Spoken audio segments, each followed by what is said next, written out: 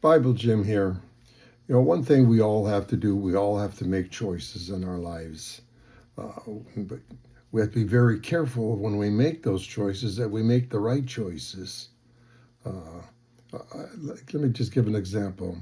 I have young grandchildren, and sometimes they have to cross a busy street. And I think to myself, boy, that is dangerous. So I keep warning them, you have to be so careful when you cross that street. You have to you have to make wise choices. Don't go when make sure, don't just because the light's green doesn't mean that it's safe to cross. You have to look both ways to make sure the cars are stopping.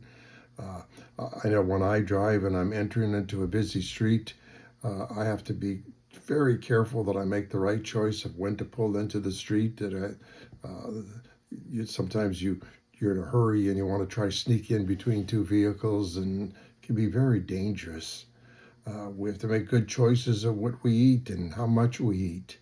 Like the other night, it was sports and we had to eat late at night, and I was so hungry from not eating since breakfast, and as a result, I ate way more than I should have eaten.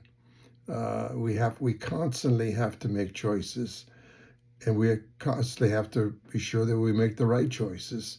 Well, it's the same thing with spiritual choices. We have to make spiritual choices, whether we should pray today, whether we should watch these devotions that I'm doing, whether you should go to church, whether you should resist certain temptations. I could go on and on and on with choices that we have to make. This is what God says. In Proverbs 8:10, he says, choose my instruction instead of silver, knowledge rather than choice gold. We were talking to, I got my younger brother out here and his girlfriend, and they have five of their grandchildren with them, and they're going to take them on a short cruise that they've never been on before. Some of them have never been to California before, and we were talking late last night, and they were talking about they're going to college and what they're going to major in college and how much money they're hoping to make, et cetera, et cetera. But here's what God is saying is those are important choices that they have to make. But he said, choose my instruction over money. Choose me over money. In Matthew 6:24, it says, you cannot love both God and money. You will love one and hate the other. You'll hate one and love the other. And in First Timothy says, the love of money is the root of all evil. Not money is the root. The love of money is the root of all evil. Pursuing it over everything else, so that's so important that you leave everything else behind you.